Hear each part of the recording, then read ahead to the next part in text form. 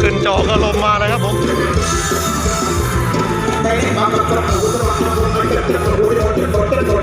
น่าจะไม่ไหวครับ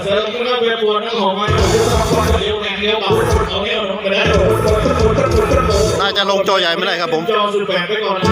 จอใหญ่ขึ้นไม่ไหว